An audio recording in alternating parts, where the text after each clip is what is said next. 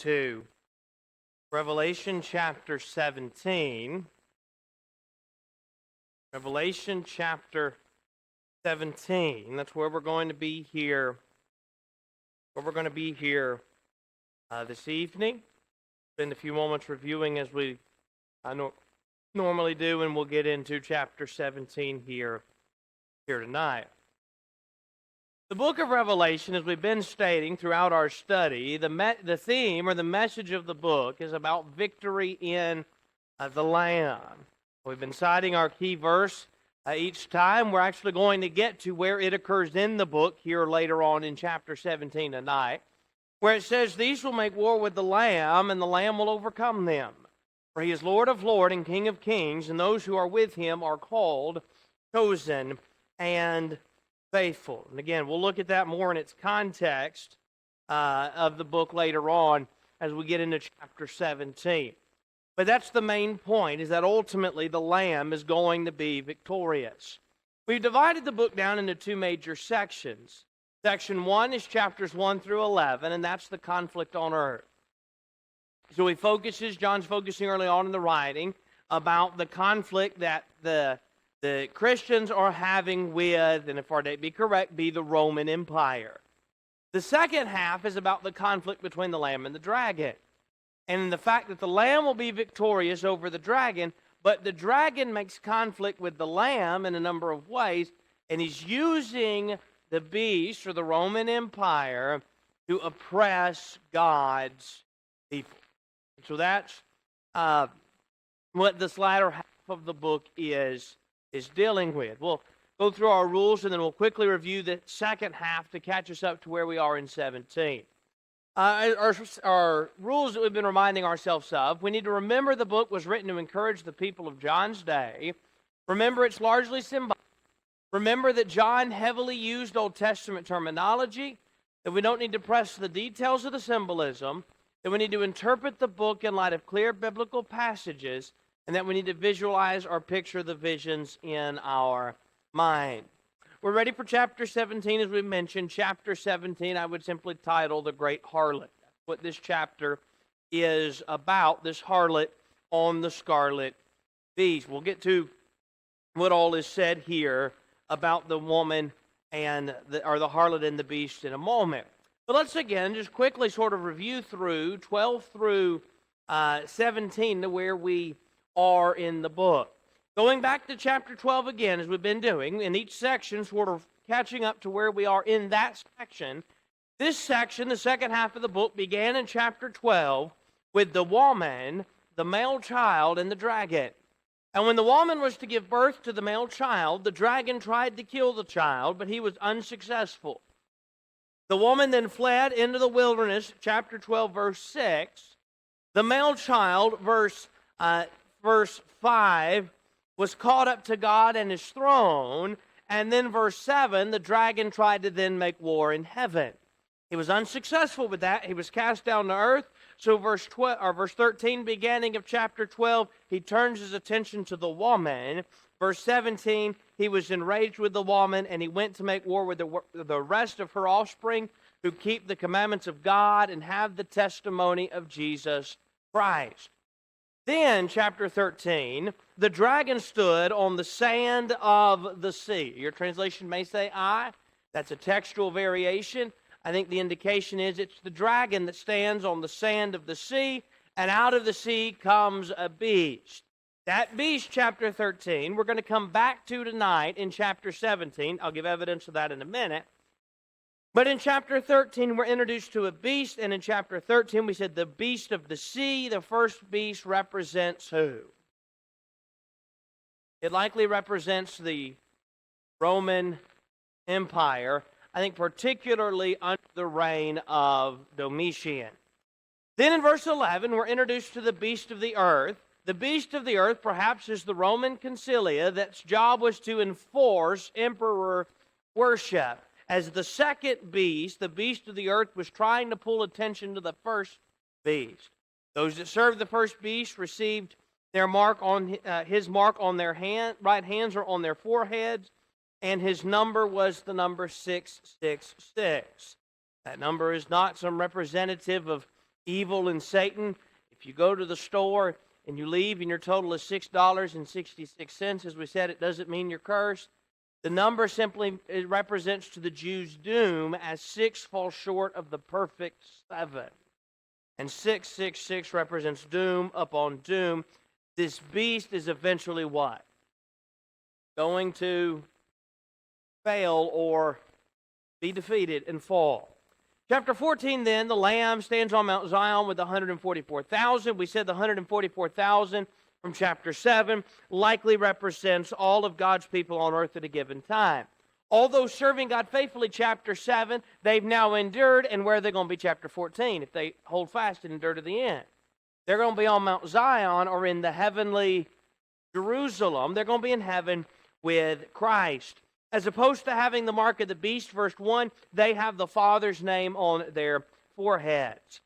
Beginning at verse 6 of chapter 14, we have proclamations from heaven. 3 separate proclamations given there. There's a proclamation by the first angel, or 4 proclamations, 3 by angels. Verse 7, to fear God and give glory to Him, for the hour of judgment is come. The second one, verse 8, is Babylon is fallen, that great city. The third in verse 9 is that those who served the beast would be tormented forever and ever. It is then a voice from heaven says, blessed are those who die in the Lord from now on. Verse 13. Verse 14 through 20 then is the scene of one like the Son of Man coming on a white cloud with a golden crown on his head and a sharp sickle. That man on the cloud, the Son of Man on the cloud, is Christ. Daniel 7 and verse 13. The crown is a Stephanos, or a crown of victory, showing he will be victorious, and the sickle shows he's coming in divine judgment. He reaps the harvest in 14 to 16. The angels collect for the winepress of wrath in 17 through 20, showing that the enemy of that Christ's enemies, the enemy of God, would be defeated. Chapter 15 then opened up by introducing 7 angels who had the 7 last plagues, for in them the wrath of God is complete, what we covered on Sunday. Then in 2 to 4, it is mentioned about the song of Moses and the Lamb being sung by those that are standing on the sea that is of glass, showing they are victorious. Perhaps the glass standing on the sea, as we mentioned, before that no one could cross the sea. Now they're standing on the sea. Chapter 21, there is no more sea. Perhaps, as we said, and we cannot be dogmatic, perhaps representing those who their condition is now set. They've served God faithfully and their condition is set. They cannot go back and change how they live, but they're not yet with God. The sea is not yet removed. Then at the end of the chapter, we're introduced to the 7 bowls of wrath that are given to the 7 angels who are mentioned in verse 1. And in verse 1 of chapter 16, they are told to pour them out. So the first bowl goes on the earth, causing loathsome sores. The second on the sea, causing it to turn into blood. The third on the rivers and springs of water, causing them to be like blood. The fourth was poured out on the sun, and the sun scorched men, yet men still blasphemed God. The fifth was poured on the throne of the beast, and yet men did not repent, and they blasphemed God. The sixth on the Euphrates, and it dried up, likely representing the outward invasion of an enemy. Euphrates, that area, is where the enemies of God's people often came from, and so perhaps representing an outside invading force that would overthrow. Babylon, Assyria, the Medes and the Persians all came from that same region. The 7th and final bowl is poured into the air, and it is said that it is done, showing that God's judgment is coming. This will be it.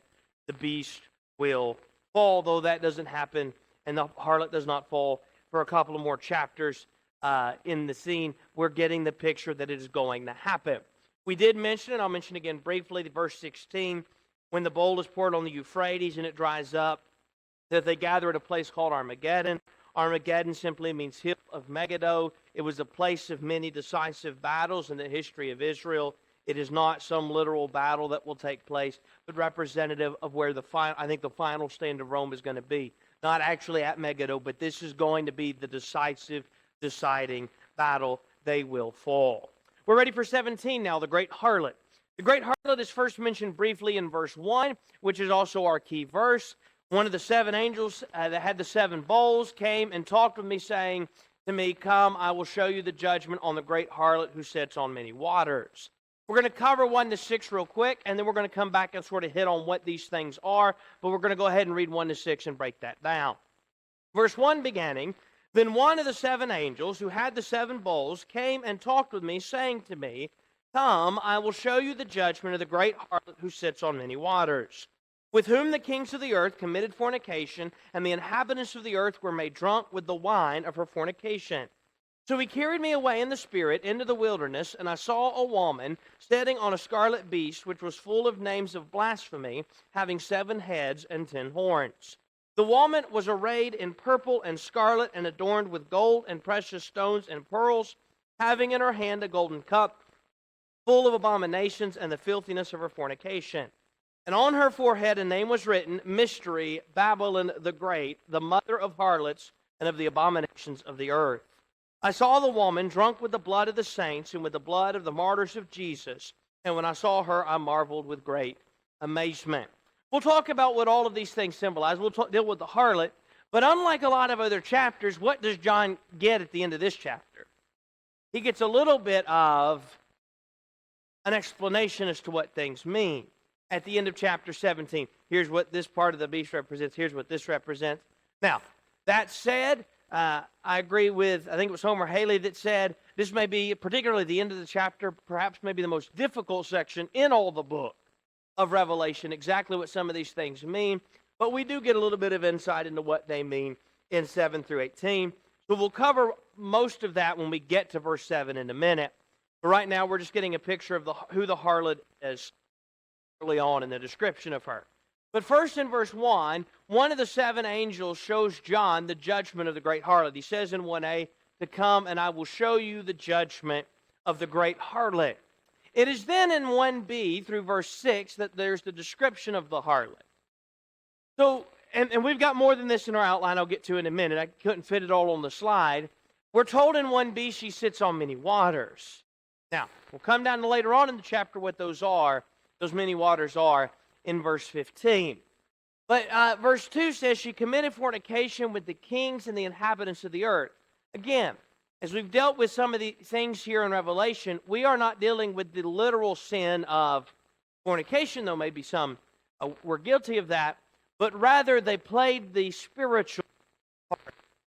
Again, I want to call back to mind some things we've seen throughout the book. Remember in chapter 14, the 144,000 were those who, verse 4, were not defiled with women, for they are virgins. That can't be literal. That would contradict what other passages would say. So they're not literal virgins. What is he talking about? What he's talking about is they were spiritual virgins. They hadn't played the spiritual harlot.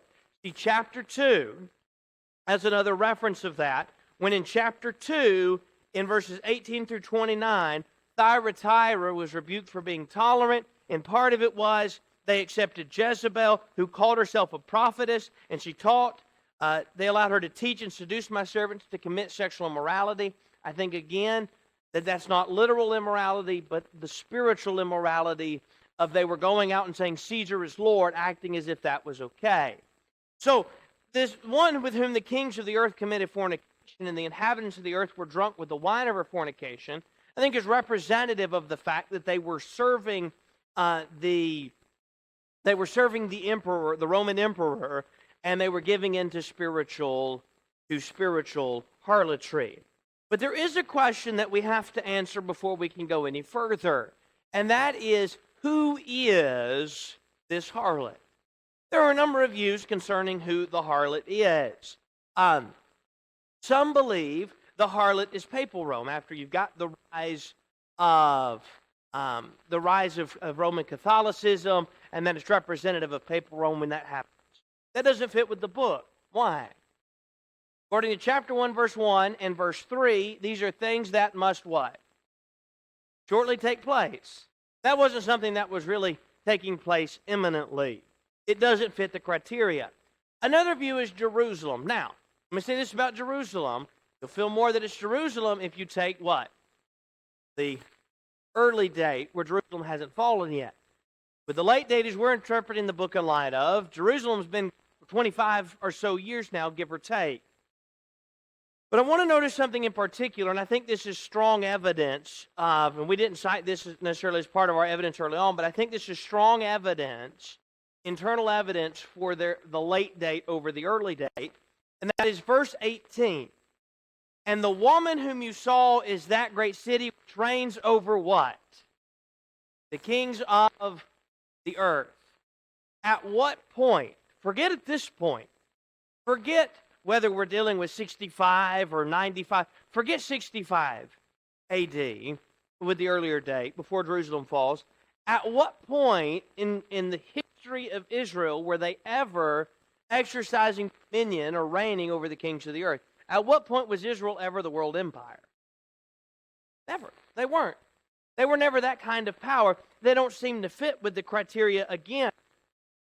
I think the likeliest interpretation, some have said, by the way, let me side note this, that the first beast represents Domitian himself, the emperor, and thus the harlot represents the empire. That's a possibility. But we interpreted the beast in chapter 13 as meaning the empire itself. I think that this beast, or the harlot rather here, that sits on the beast, is probably the actual city of Rome. That is, it's representative of the capital of the empire. The beast, verse 3, she's on the beast, and the empire itself would be what sustained the city of Rome. Furthermore, and again, we're dealing with figurative language, so could it represent the kingdom as a whole and the beast represent the emperor? Yes. I think the point at the end of the day is going to be the same. But I think evidence further that it may represent is, remember this, Babylon, though we often refer to it as Babylonia, Babylon really was just the capital city. When it's talked about in the book of Habakkuk, God uses what term? And what else did they go by? I'm going to use the Chaldeans. We know them better as Babylonia, coming from their capital city of Babylon. The reign of the empire was, or the capital there was Babylon. It is referred to as the great city. Now again, we're not literally interpreting this as Babylon, so could city be used figuratively as well? Absolutely, and it could be the empire. But I think this is representative of the city of Rome itself, the capital of the empire. We've got the beast who's upholding the capital city of Rome, which is where the decisions are being made concerning the harlotry that's taking place in the kingdom. Coming back to verse 3 now. Verse 3 now, we mentioned this a few times, but where does the woman sit? She's sitting on a scarlet beast. Now, I think, and I mentioned this earlier, I think the scarlet beast is the same beast of the first beast. There's two beasts. The first is the same as the first beast, the sea beast of chapter 13. Because the scarlet beast was full of names of blasphemy, had 7 heads, and had 10 horns. Guess who else had that? The beast of chapter 13. This beast has been brought up again in chapter 14. The beast was brought up again in chapter 16. It fits that this same beast, the Roman Empire, is mentioned again, the harlot being the capital city. She sits on the scarlet beast, and again, the names of blasphemy, the 7 heads and 10 horns, is not a description of the harlot, but a description of the beast upon which the harlot sits. Verse 4 now is a description of the harlot. She's arrayed in purple and scarlet. She's adorned with gold and precious stones and pearls, having in her hand a golden cup full of abominations and the filthiness of her fornication. So, the description itself, aside from the latter half of the golden cup of abominations and filthiness of fornication, the description is she's clothed in purple and scarlet and adorned with gold and precious stones and pearls. That is, the idea is she's to be made to look what? Well, royal, but also to look attractive to those who would come to the harlot, right? If a harlot was trying to seduce somebody, they would try to make themselves be attractive to others. That's how this harlot's portrayed, in purple and scarlet and royalty and gold and stones and pearls. Yet in her hand is a cup full of abominations and the filthiness of her fornication. She's bringing men to immorality. Verse 5 then, there's a message on her forehead, mystery, Babylon the Great, the mother of the harlots and of the abominations of the earth. So she's referred to again as Babylon the Great, or Babylon the Great City, as is referred to later on. In verse 6 it says, I saw the woman drunk with the blood of the saints and with the blood of the martyrs Jesus. Let's go through and sort of trace now using our interpretation of these three figures. The beast is the empire, particularly under the reign of, I think, of Domitian, who is enforcing emperor worship. The second beast, the beast of the earth, is the Roman Cilia, who actually carried out the enforcing of that. Domitian couldn't himself. But those decisions were made in the capital city of Rome, who is represented by the harlot, who when others did not do that, she's making them drink of the fornication, but they're not doing, some have chosen not to do that. There's the saints who've chosen to remain faithful. They've been, chapter 14, spiritual virgins, committed spiritual harlotry with the harlot. So then, what happened to them?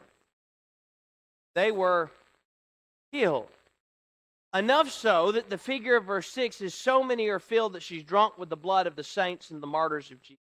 That is, it's just that she continues to martyr the people of Christ. That's the picture that is had in verse 6. Well, then in verse 7, we have a little bit of a shift. The angel, verse 7, why do you marvel? I will tell you the mystery of the woman and of the beast that carries her, which has the 7 heads and 10 horns. Now, again, you would think at this moment that that we have told to us that here's this figure, and now I'm going to tell you what this means or explain this to you. That sounds like it would be a nice break from the rest of this where we're studying and it's difficult figurative language. But again, I think it was Haley that said this is perhaps the most difficult section in the book. And so, what exactly do these mean? And we'll try our best to explain that to them here in the next few moments. There are 2 descriptions we want to focus on here. While the harlot is the key to the chapter and introduced at the beginning of the chapter, by far more time and verses in this half are dedicated to the description of the beast. And so verses 8 through 14, and again verses 16 and 17, deal with the beast. Verses 15 and 18 deal with the harlot. Here's what it said. Let's read 18 through 14, and then we'll jump down to 16 and 17. We'll come back and get the other 2 verses when we deal with the harlot. 17, 8 through 14, and then verses 16 and 17. The beast that you saw was and is not, and will ascend out of the bottomless pit and go to perdition. And those who dwell on the earth will marvel, whose names are written in the book of life from the foundation of the world, when they see the beast that was and is not and yet is. Here is the mind which has wisdom. The 7 heads are 7 mountains on which the woman sits. They are also 7 kings. 5 have fallen. 1 is, and the other is not yet come. And when he comes, he must continue a short time. The beast that was and is not and is himself also the 8th and is of the 7th and is going to perdition. The 10 horns which you saw are 10 kings who have received no kingdom as yet, but they receive authority for 1 hour as kings with the beast. These are of one mind, and they will give their power and authority to the beast. These will make war with the Lamb, and the Lamb will overcome them, for he is Lord of lords and King of kings, and those who are with him are called, chosen, and faithful. Jump down to verse 16 and 17 now. And the 10 horns which you saw on the beast, these will hate the harlot, make her desolate and naked, eat her flesh and burn her with fire. For put it in their hearts to fulfill his purpose, to be mine, and to give the kingdom to the beast until the words of God are fulfilled. Now you're beginning to get the picture here as to what we're saying, that this is a difficult section. There's a beast that was, yet the beast is not, yet the beast is. And so, what does this mean? Well, Harkrider said of that idea of it was not and is and yet, or it was and is not and yet is, Harkwriter said the kingdoms of men had come to power for a time. They were overthrown, only to be followed by another which had come and gone. The continual process is thus described as the beast that was and is not and yet is. Now, is that exactly what he's talking about? I don't know. But I can't think of a better explanation than Harkwriter's explanation there, that the idea is the beast is. That is, at this point, Rome is in authority. But Rome is simply another, what? World empire. Go back to the Old Testament. Assyria was, and then they were not. But when they were not, then came Babylon. And then Babylon fell and was no more, but then there was the Medes and the Persians. And then they fell, and then there was Greece, and then they fell, and there was Rome. And then Rome would fall, and another power rises to the top. And so I think that's the best explanation, the idea that the kingdom, that here are these empires that rise to power, and they're eventually going to fall. So just like all the others, the beast now is, but like other beasts. Remember Daniel saw all the kingdoms in chapter 9 as being beasts. They rise to power, but then the next beast would be overthrown for another. So it likely represents the fact that the kingdoms had risen to power and yet would fall. That's aided by the fact that it is said in verse 8 that he will ascend out of the bottomless pit and then he'll go to perdition or destruction. Verse 11 says the same thing. So the beast that was and is not is himself also the eighth and is of the seventh and is going to destruction or perdition. And so they're rising to power and falling. Verse 9 now. Verse 9 and 10, he has 7 heads. The 7 heads are 7 mountains. Now some have said perhaps that's a reference to the fact that Rome sat on 7 hills or mountains. I don't know. Again, we're dealing with figurative language. But it's not only referred to, the 7 heads aren't only called 7 mountains, they're also called 7 kings. Then it's said that of the 7 kings, 5 have fallen, 1 is, and the other has not yet come. Weldon Warnick said in his commenting upon this, that the 7 kings which have fallen, 1 is, and the other has not yet come, is most difficult to interpret, if not impossible. That is, to find out exactly what was meant. To them, they would understand it, but to us, it's confusing. Haley, though, said this: the 7 kings, therefore, were a symbolic number representing all kings or kingdoms, past, present, and future, that would oppose the kingdom of God. Each who would come would still be part of the 7. Each continues for a little while, then goes into perdition, which is the end of all who oppose God. So perhaps representing kings that rise to power, or perhaps representing kingdoms, maybe even, that rise to power. As we said, they come to power, but then what happens? They fall. Taking in mind the kings and the authority, I think the idea that 5 have been, 1 is, and 1 is not yet, is 7 is the number for complete. That is, this isn't yet the end. Who's here now, which would be Domitian, is not the final one. Others have been, he is now, there's 1 yet to come. Not a literal 1, that is, there's more yet to come. So the idea is that more would rise to power, but they with themselves would be destroyed. But then after we have 7 kings, we then have 10 horns, which are also called 10 kings. Now, what does that mean? Well, I think this is the easier of those to explain, because it says that they do not have a kingdom yet, but they receive authority from 1 hour as kings with the beast. These perhaps are representative of the kings of the provinces. Remember, in Rome, you would have Caesar, who is the emperor, the ultimate authority, but you would have provinces that would have a king over the province. But they're really just puppet kings, if you will, for Rome. They have authority, but it's given to them, but their ultimate job is to what? Carry out the purpose and on behalf of the authority of Caesar, or back to the city of Rome where it comes from the emperor.